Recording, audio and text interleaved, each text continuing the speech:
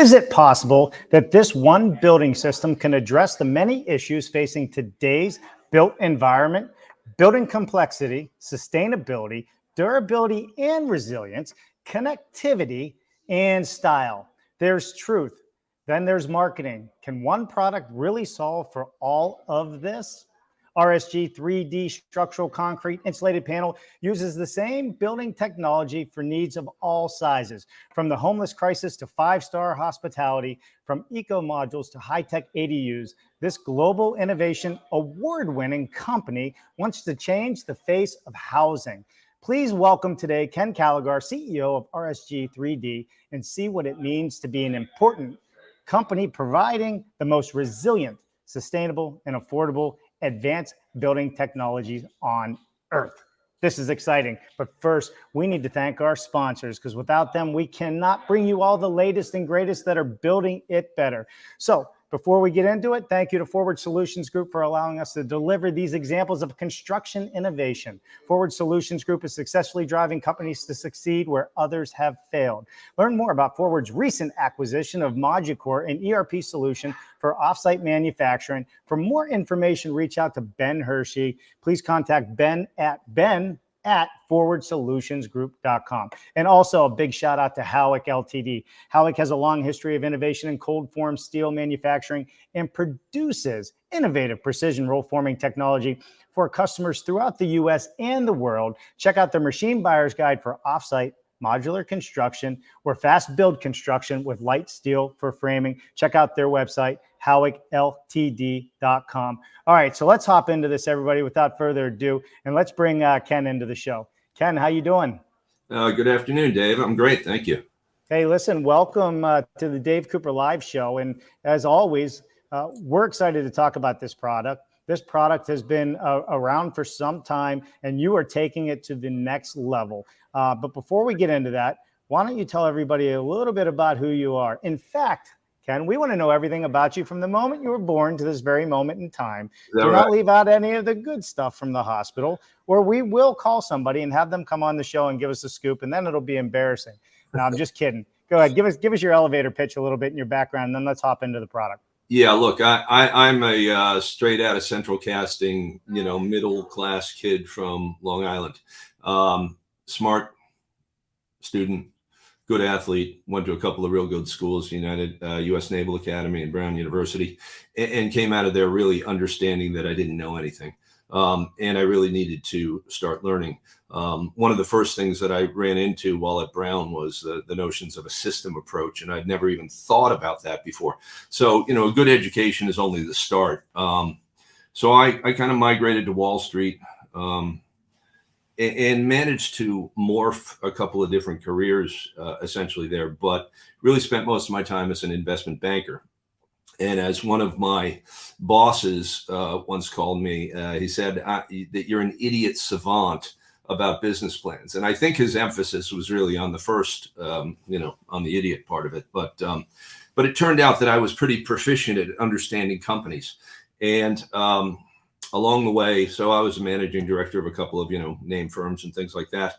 And I got my butt fired in July of 2008. And so the next day I started my own investment banking firm. Why wait, right?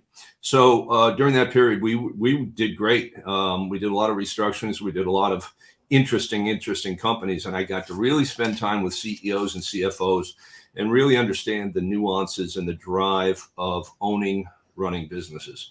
Along that path, one of our employees came to me and said, "Hey, I want you to meet this guy. He's a big real estate developer, and he wants to build social housing throughout Africa."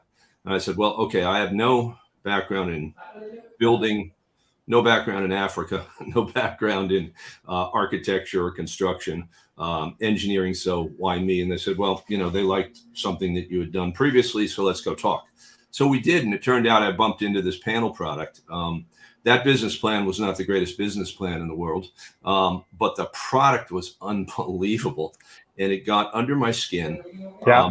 And I spent 3 years advising that group. It really went nowhere, but I then spent another 3 years really learning, building technologies, different systems, and eventually that led me to, you pull out the yellow pad and you decide, what are the pluses and what are the minuses of your system or your business. And I had Sure. nothing but pluses. And frankly, in, looking at 1,000 companies over, 25 years, there was nothing that compared to this as a business or as a product, and so I was like, okay, you have this knowledge. Now you have to go do something with it.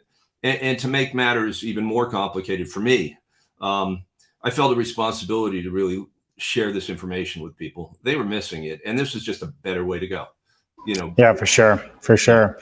Well, and having the vision to see something, to take something to the level that you have taken it to, I mean, is a testament. So before we hop into this, everybody, we are live on LinkedIn, YouTube, Facebook, Twitch, and Twitter. So get your tweets on. And if you're not following Ken Caligar and you're not following RSG3D, you're wrong. You need to go and follow them after the show, of course. And if you are not subscribed to our YouTube channel, you're wrong. You should be subscribed to it. And if you're watching this live, welcome. We appreciate you giving us any comments and feedbacks and questions that you may have. Network in the social chat. And if you're watching this after the live show is recorded, put questions in. We will get back to you if you have questions and we missed you on the live. So, all right, Ken, let's talk about it. What is RSG3D?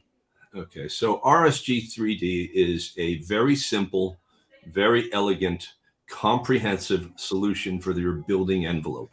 There was an article back in the day by Building Sciences Corp back in 2010 called The Perfect Wall. And they went through the perfect walls for commercial and residential and various other things. And one of the points they made in there was that the perfect wall was also the perfect slab, was also the perfect roof. And so that's what our panel does. It's walls. So it's vertical walls, it's intermediate floors, it's roofs, and it's even slabs, retaining walls, and pretty much everything else. There was another article that I read back in the day, and it said the perfect building system would use steel for structure, concrete for resilience, and expanded polystyrene for energy efficiency. And guess what? That's the panel again. Right. So that's what it is. It's the nomenclature is that we're a lightweight structural concrete insulated panel. We sit somewhere between SIPs and SCIPs, if you will. We're kind of a hybrid there. Yep. And that's really the beauty of the system. It's elegant. It's simple. It's made exactly to measure. It reduces complexity dramatically. It reduces labor pretty profoundly, and it reduces waste dramatically also. And then, in terms of life cycle, it's the killer app for life cycle affordability. So let's talk about that. I mean, you said it's made to order. So these are coming in exact panel sizes and put together just like we see a wooden panelized house or a Lego set on site. And it's lightweight, it looks like. Exactly. Or is it coming with concrete on it? No. So that's the big difference. So the panel is 2 pounds per square foot. Mm-hmm. Once I get concrete on it on site, it's 34 pounds per square foot. So right. 17x, right? So we can only ship small units that are, prefabbed, if you will. And we actually have some ADUs and some eco modules for homeless and some other things, some other product applications that we've been successful at in the past. But that's a matter of weight and trucking. But what we will do here, and so I bought the company in 2018. It had existed since 1991 or 2, basically, and had been quite successful in what it did. But it didn't market and no one knew about it. So it was always the early greenies or the energy efficiency guys or some very rich person who wanted the perfect house on the beach in Cabo or in LA or something like that, who found it because they looked for it, right? Because they had to search for it. So we're trying to, basically change that equation and let them know that it actually exists. But in any event, the panel solves problems, Right. Throw me any problem that you see in the world of building or construction or housing or building performance, and there's an RSG 3D panel answer to it. And that's, like I alluded to, that you should check all the boxes. Well, let's get into that in 1 second, the problems, because that's a big question. What problem are you solving with this? And like you said, pretty much every building and every, I guess, part of the world can be solved using your product. But you also said this is the walls, this is the floors, this is the roof. explain. I mean, is that's structural, the way that all runs through Yeah. So look, so this is let me see if I can click on that my screen share here, and you can see in the I'll put it up for you. Okay, great, thanks. Is this the video you want to show? The video, please. Yeah. There you go. Go ahead, play that. Okay. So here we go. How do I start it, Dave? Go to the YouTube and just click the play button. Oh, okay. Hold on here. Sorry. That's all right. Okay, you should be seeing it rolling in here. So basically what we have here is a system of a steel truss combined with, you can see the truss there. And as you can imagine, you turn that thing sideways and it's holding up a bridge or the roof in Costco. And it's a precise welded wire fabric on both sides of the panel. They're exactly 2 inches by 2 inches. And then the EPS, the expanded polystyrene, is suspended exactly in the center. Now, we can make these panels in any size. They're all 4 feet wide, but we'll go up to 40 feet in length, depending on the usage. So we will modulate a building. You give me your plans, and I'll turn it into a panel plan. We have 6 architects. That's all they do all day long. We have 2 engineers. That's all they do all day long, is turn somebody else's plan into a project, Right. A panel plan. And so because of that, the buildings are modulated to exact panel dimensions. So you should see now on your screen a 40-foot panel going up in Cabo in an 80-foot story multifamily building. Those panels were manufactured, the same way I would manufacture an 8-foot panel. But the point of that is really this. If I'm manufacturing 2-inch by 2-inch grids and trusses, if I'm off anywhere during the manufacturing process, that mistake is going to repeat over 40 feet, and it's going to be well off. We're never off a millimeter at 40 feet. So this particular building, to circle back to some of the resilience aspects, is 100% RSG panel. So it's all the exterior walls. It's all 5 intermediate floors. It's the party walls between each unit for sound deadening and strength, of course. It's the terraces, the fascias on the terraces, the roof, even the elevator shafts. There's not a piece of structure in this building that is not RSG 3D panel. So it's a full-on structural system that carries intense weights and loads, and will also resist huge forces like earthquake and wind and tornado and flood. So it is a full-on structural building system. Yeah, I love this, right? Because I mean, it truly is a system. It's not a component of the building, and it's a component, but you're doing floor, ceiling, and roof within your system, balconies, facade. The whole thing is actually cut to order, or put together to order, I should say. Talk to me about the process of putting this together. I mean, there's a lot of wire running through that. How do you do that without beating the crap out of that, insulated form in the middle? Yeah, so look, we have very expensive machinery that we have modified over the years to be able to do things that no one else on the planet can do with a panel, without giving away too many trade secrets. It's just a very long line of material. We feed the EPS down the center. The welded wire fabric comes in on giant rolls on each side, and then the truss systems are shot through, and they are immediately grabbed and spot welded. And the welds are so precise that we have 50% on the truss and 50% on the welded wire fabric. And it's done in a cascade effect in microseconds. So in fact, our plant manufacturing thousands of square feet of this uses less energy than our office air conditioners do. It's a remarkable system. It was initially invented by EVG in Austria, which is a giant engineering conglomerate. And they're the brilliance behind this. As I say, our engineers and our professionals have adapted the machinery to do certain things that nobody else can. And, we'll just leave it at that for this purpose. But because of the replicatability of this efficient process, and because of the reliability of it, there's absolutely no tricks in here that a builder is going to run up against. I know you had had a conversation, I think, with George Casey a while ago. Sure. That I was listening to, and it was a great interview. And one of the things that he mentioned two things that a lot of things that were smarter than I am, but things that resonated with me. One was kind of a product-based approach versus a project-based approach, and the second was, and his point there was that a project-based approach is a recipe for inefficiency.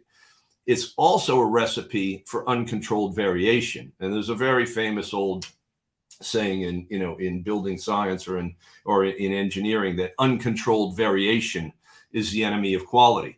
We don't have any uncontrolled variation. So we can do buildings like you see on the screen there, which is a LEED building in Palm Desert. It's actually a municipal building, the Palm Desert Chamber of Commerce. So it's got LEED designation. It's darn close to Passive House. And what's really interesting about this is there's not a single wall in there that's straight.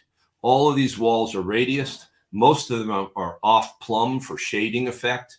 This building won 22 architectural awards, I believe, and the genius behind it is an architect in that area named Narendra Patel Architecture, and he's a very important kind of founding thought leader in the RSG 3D. Sure.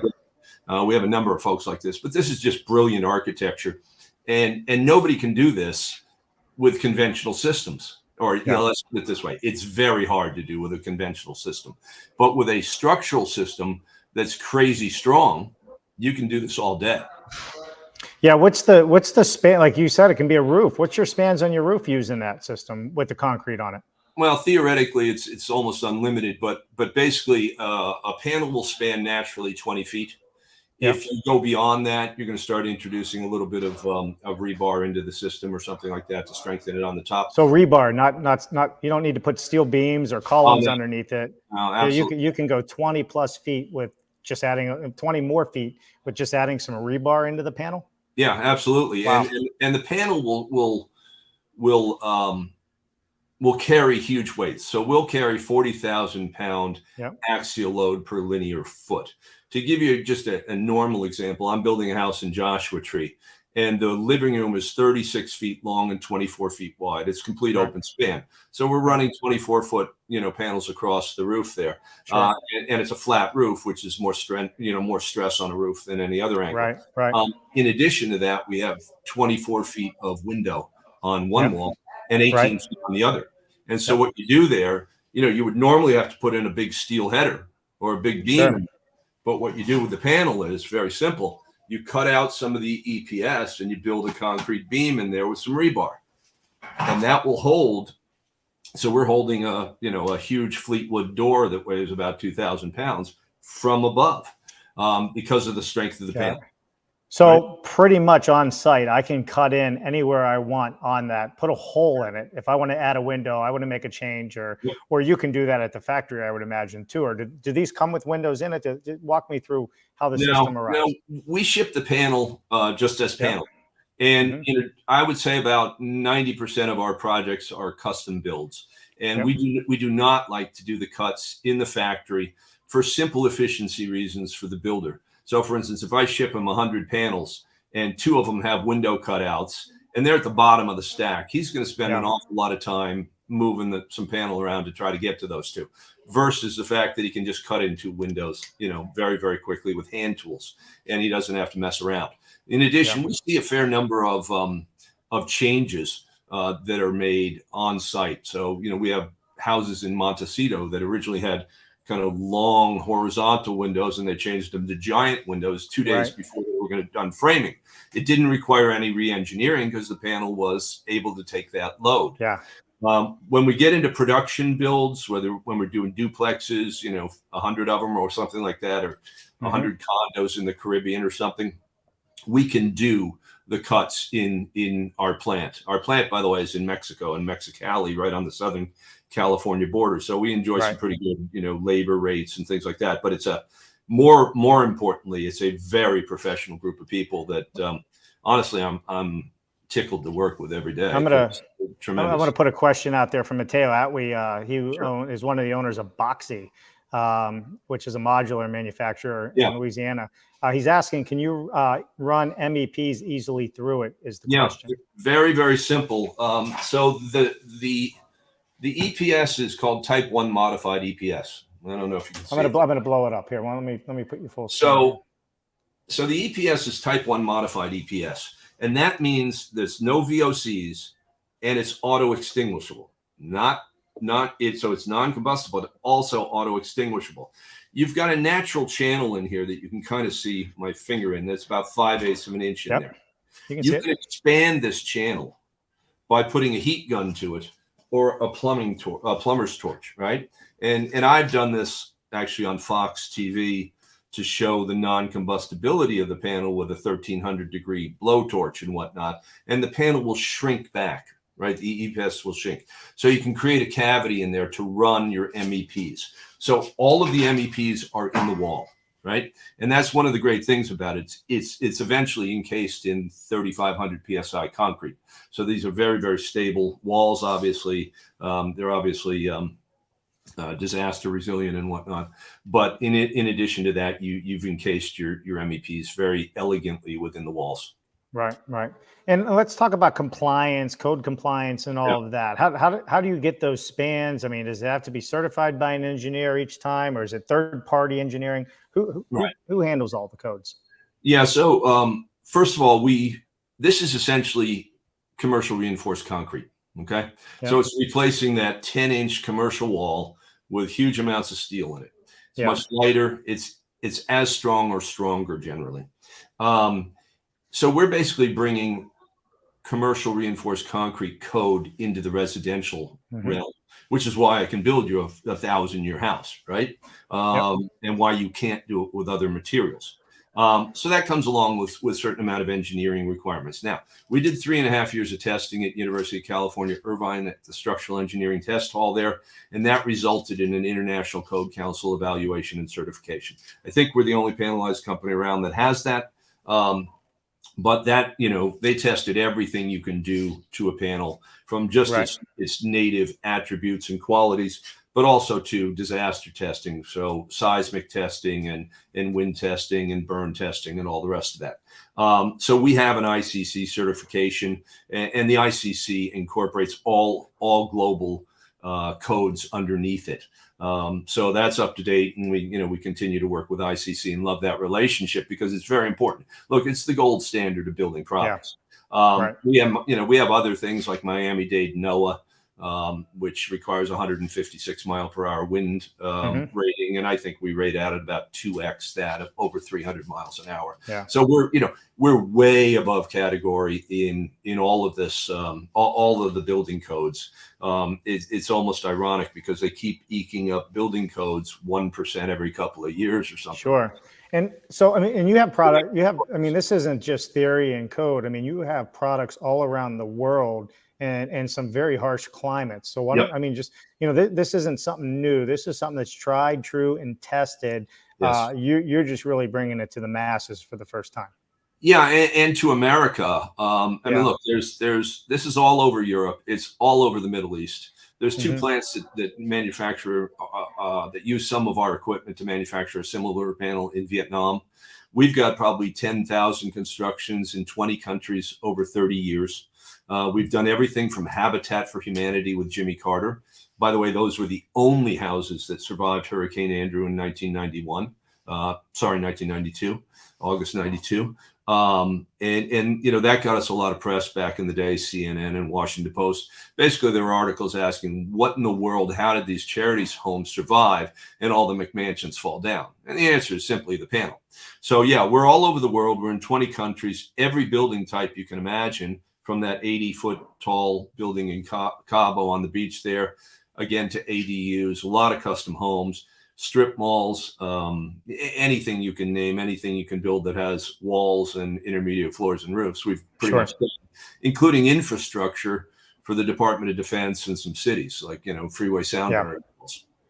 So we're gonna get into some more questions here in a second. But one of the things that we spoke a little bit about is being an important company. What does that mean to be an important? Like when you say that, like you say it with such, you got to be an important company. What does that mean to you? Yeah. So look, part of the reason why the real reason I'm doing this is not necessarily to make some money. We'll make plenty of money for our shareholders. God bless them. But But there's an importance here in sharing a better way to go. Look, the U.S. is well behind on building technology. I got a call yesterday from a gentleman who moved from India to Silicon Valley, and he was just shaking his head. He's in a very expensive house in Silicon Valley, and he just cannot believe what he's living in. He's like, well, do I just knock it down and build with your stuff, or what do we do? So we're way behind in that. And more to the point is, I just don't think we're thinking our way through these things. So, we compete with ignorance every single day. Nobody knows we exist, and it's not their fault. Hell, I didn't know we existed, until, 10 years ago. So it's nobody's fault that they don't know this technology exists. But we've been so slow on the building side, and you have this conversation all the time, I know, to adapt to changes. There are great technologies out there. We're certainly, I think, at the apex. But there are plenty of good technologies out there that will build a better house than the traditional wood frame building. If I could, let me just give you one quick story. Sure. I'm sure you know who Henrik Fisker is. Fisker Sure. Car, electric vehicle. And there's an awful lot of, if you think about the adoption of technologies.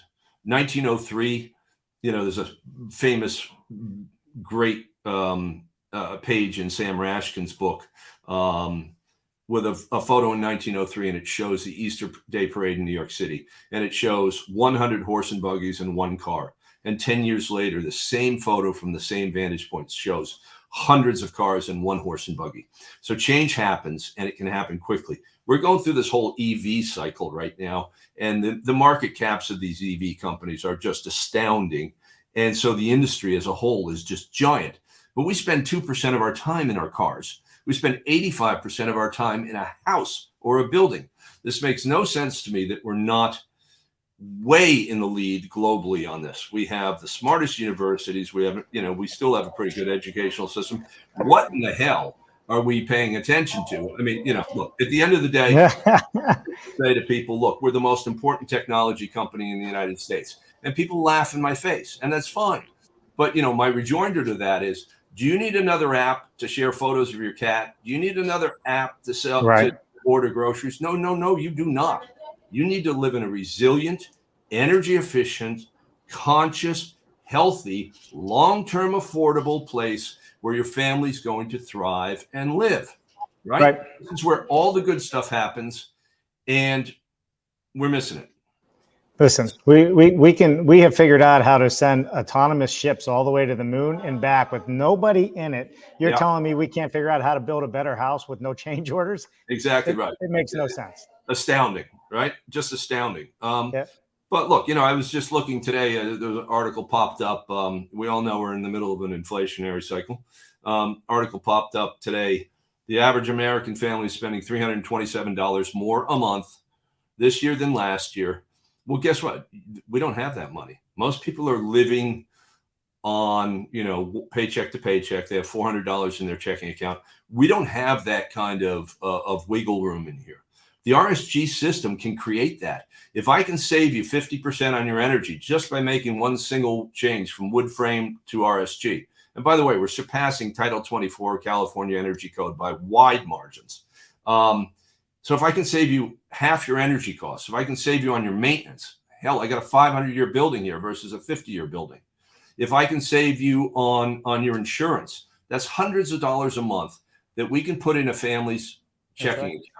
And that creates huge financial flexibility. It creates a cushion for inflation. It creates an ability to respond to a medical crisis financially.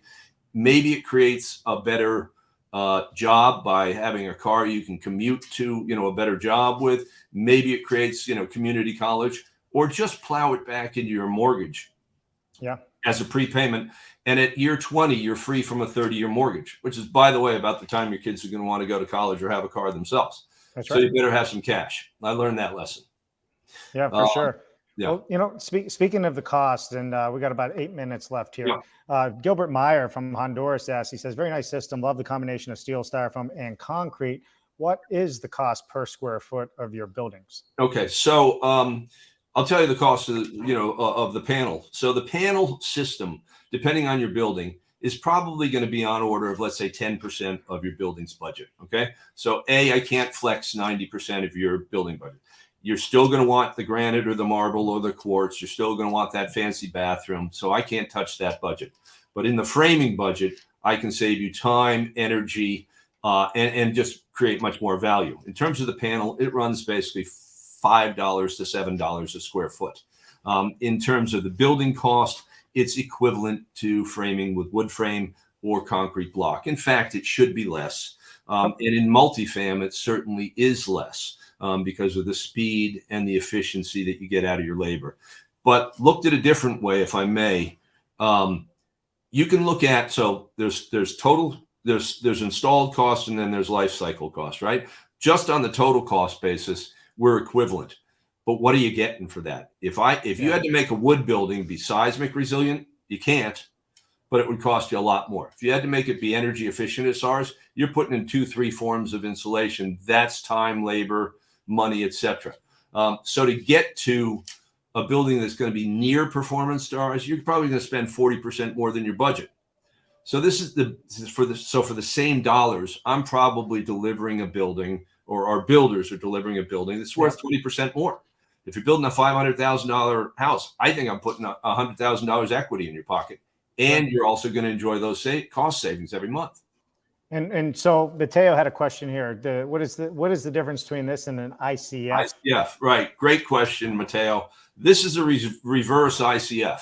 Okay, so as one architect told me, said ICF is mass backwards. I thought it was a brilliant phrase, right? So RSG panel is insulation on the inside with 1.5 inches of concrete on the exterior for durability, 1.5 inches on the inside, and that's a thermal mass. When you look at ICF, your thermal mass, your concrete's down the center. It's doing you zero good. An ICF is a great insulator. So is ours.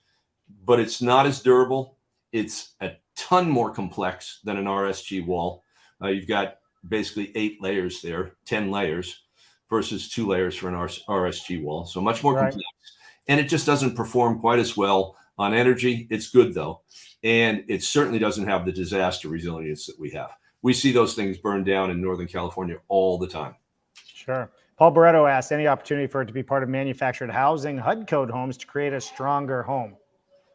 Yeah. So we're going to do a HUD event in June, I think. We're going to do the second Housing Innovation Showcase. The first one was 2019, and then it got canceled due to COVID. And it was under the leadership of Dr. Carson. I went down to that thing and I saw manufactured housing. And frankly, manufactured housing is something that, in my personal view, should not be allowed. It is just so code substandard. So the answer here is we can create small buildings,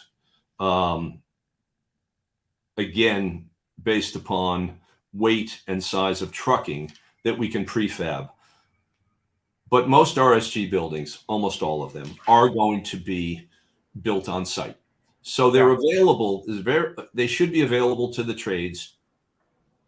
Teaching a framing crew to go from an 11-stage assembly of complex materials in a wood wall to a panel plus concrete wall is simple.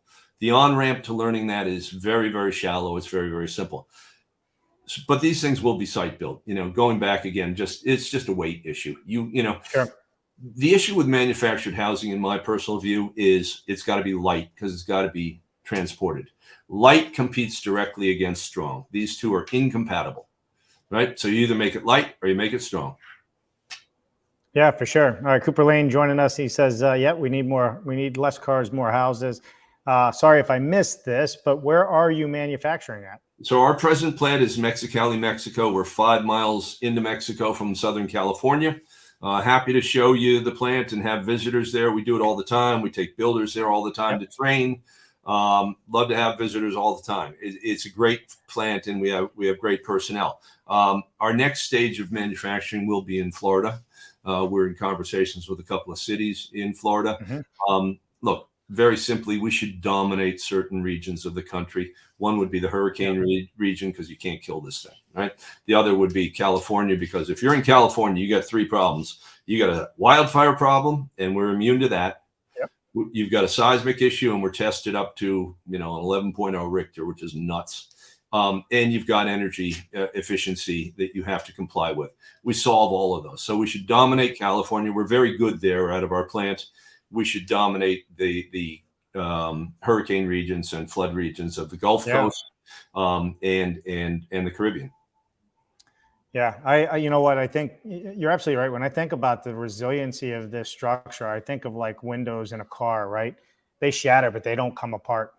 Right. They may move a little, but there's flexibility to all of that. And that's kind of where the safety factor comes into your product over others. Obviously, it's fire resistant, if not fireproof because of the concrete. But in hurricane areas, disaster areas, but I'm also seeing this as an affordable housing opportunity for the homeless crisis. I mean, this should be able to be put up quickly, no? Oh yeah. Well, look, the speed to build is certainly faster than with wood, and again, it's just much more complex. There's a great little John Deere commercial where some guy's riding around on his mower, and they say, "Wow, you did that really fast." And he says, "It's not how fast you do it; it's how good you do it while doing it fast." And that's ultimately what our answer is to that. It's about doing it well and high quality rather than fast, but we get fast. In terms of back in the day, before I bought the company, they manufactured about 5,000 or 7,000 telecom base stations. So you see a big cell phone tower. At the bottom of that tower is all the mission critical equipment in a air conditioned environment. They're putting a lot of assets into these cell phone towers, and all sits in that bunker like building. Well, that's what an RSG panel is. So we manufactured about 5,000 or 7,000 of those for big telecom companies for the big rollout of cell phone towers. It turns out that, people's lives are also valuable, at least as valuable as some, telephone equipment. And so we recently were contacted by a group that wanted to build homeless housing using high cubes, using shipping containers. And it looked to me like it was pretty barbaric. I mean, I remember the movie Stalag 17 about US POWs in World War II, and it reminded me of that. So we said, look, here's a better solution. We're going to build an 8-foot by 10-foot eco module. It's a 500-year building. It's going to be climate controlled. Does have no chance of burning. And by the way, 50% last year of LAFD, Los Angeles Fire Department calls, were to homeless shelters for fires. Wow. Just remarkable. Oakland, 2 weeks ago, they burned down some of the homeless units. They had little 64 8-foot by 8-foot pods. And people were actually quoted saying the walls were melting around me. Yeah, they were plastic, if I recall. Yeah. Insane. Look, I spoke with someone in Oakland, and they said, well, we have a budget of X. And I said, well, our stuff's going to cost you 2X. And they said, well, that's not going to work. I said, you need to understand one thing. You've already spent 2X. The first one's that burned down, and the second one that you're going to put up. And guess what? In the next 10 years, that's going to happen 4 more times. So you're putting a lot of lives at risk, and you're putting a lot of money at risk by not doing it right the first time. So now let's get after it. In any event, but we're going to show these things off at HUD, I think, in June. Okay. And we're already in conversations in Illinois and Washington and maybe some couple other places. Perfect. Well, let's solution. I'm going to give you a couple more comments here. Matteo actually disagrees with you. He says light can be strong, i.e. planes, which is a good point, to some extent there. I agree. Okay. We'll leave that debate for another day. We're running out of time. Through the air, but that's fine. I like it. He's had some good questions. Here's another one. How do you form the let's do some speed answers here, and we're going to wrap up. How do you form the concrete on the outside? Is it concrete panels? No. So look, the concrete is most frequently put on as a shotcrete application. So it's with a low velocity plaster pump, and it's put on generally as 2 coats. Remember, you need an 1.25 inches on both sides. Generally, we do 1.5 inches, and it will be put on as a scratch coat and a brown coat, where it's shot on through this hose and then screeded. We did testing for a year at UCI on concrete applications. It does not matter structurally how you put it on, whether it's low velocity, high velocity, whether it's gunite, shotcrete, troweled on, doesn't matter. As long as you can get to 2,500 PSI minimum, which requires no special inspections, and 1.25 inches, you're good to go as a composite structural system under ICC and every building code. But it's generally put on as a low velocity concrete, shotcrete methodology. Perfect. Sorry, I'm just looking at one last comment here. This is our last one. Let's get into some sustainability, energy efficient conversation. How many years does it take for the operational energy savings to pay back the upfront energy ECO2 of using concrete, foam, and steel, the 3 highest GWP building materials?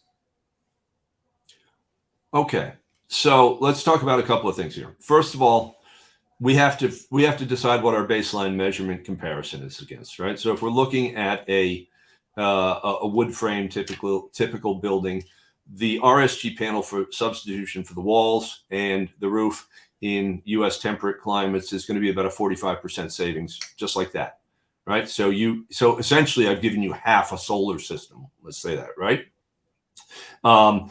We get to zero net energy with much smaller solar systems, obviously, because of that. And so there's a savings there. Because I'm telling you, and this is true, that the installed cost is the same, there's no payback period. Right now, if you buy a solar system for $40,000, you're going to get it worth $20,000. You're probably going to have a 7, 8, 9, 10-year payback, right? With RSG, I just cut your BTUs in half, and I didn't ask you to pay a dime for it. So there's no payback there. In terms of some of the sustainability aspects, let me just address this. The one negative that people will talk about our system, if you're really on the leading edge of climate tech, is they don't like concrete because it has a carbon aspect to it during the manufacture of concrete. Okay, we're replacing concrete walls that are usually 10 inches thick, and we're putting in 1.5 inches and 1.5, so 3 inches in total. So we're at 30% of that concrete volume. I just cut your argument by 70% right there. In addition to that, I'm telling you, this is a 500-year to 1,000-year building, and I won't be around to argue it with you. But during that period of time, you would have to build 6 or 7 or 10 or 12 wood frame houses to house somebody during that period. And you would vent energy everywhere, right? While these buildings decayed. So while I haven't done a value engineering study of this, and I hope to hire somebody really knowledgeable to do that someday, it's very clear that, if I can reduce waste up front, if I can reduce time and energy, and most importantly, if I can give you a building in which you can thrive and be healthy, that's very important. I mean, we focus a lot on the resilience aspect because people, it's kind of a headline thing, and people see that. I joke around that we have $1 billion advertising budget, and I call it the Weather Channel, but true, right? And we focus on energy efficiency, but ultimately, I think the biggest cost in a building is health, right? That's right. I mean, we get people who are suffering from black mold calling us, right? And things like that, but that's even extreme. Just 25% of Americans have allergies and asthma. If you're living in a house that's venting, or breathing, that's a bad thing. You go into the U.S. Southeast and open up a wall that's been around 10 years, and the batten insulation is just caked in pollen. You're living in that, right? So these are completely inert buildings that can't mold, rot, leak. They can't host vermin or bugs. So all of that goes to healthfulness. And I think at the end of the day, if you're a parent or love anybody in your family, the most that you can want for them is that they be healthy and thrive. Yeah, very much so. Well, listen, Ken, appreciate you coming on the show today. It's been awesome having you on. Thank you so much. I love this product. I think this product has so much potential, not only to help people that really need it, but I think also to build a better, more sustainable home and everything that comes along with it. So, Ken, is there anything else you want to leave us with that we haven't covered? No, Dave. Someday we should have a conversation about my theory that the U.S. needs a cabinet-level position for resilience. In the same way we elevated FEMA to a cabinet-level position under Bill Clinton, we need a resilience cabinet position, and I'd nominate you for the first second. Well, hey, listen, I'll take any introductions I can get. My goal is to take this all the way to Washington, D.C. And let's talk about how we can, build it better. Hashtag build it better. All right, everybody, there you have it. Ken Gallagher, RSG 3D, taking building to a new level. Ken, don't go anywhere. I'll come back to you after the outro. Everybody else that's out there, thank you so much for tuning in today, whether you're watching this live or watching it next time. We appreciate all the comments and questions that you have out there. Let's keep working hard to build it better. Tune in Friday with myself and Mark Bare Naked Willie for BS Friday at 1 p.m. Eastern. Outside of that, have an awesome day, and we'll talk to you soon. Thanks, everyone. Bye now.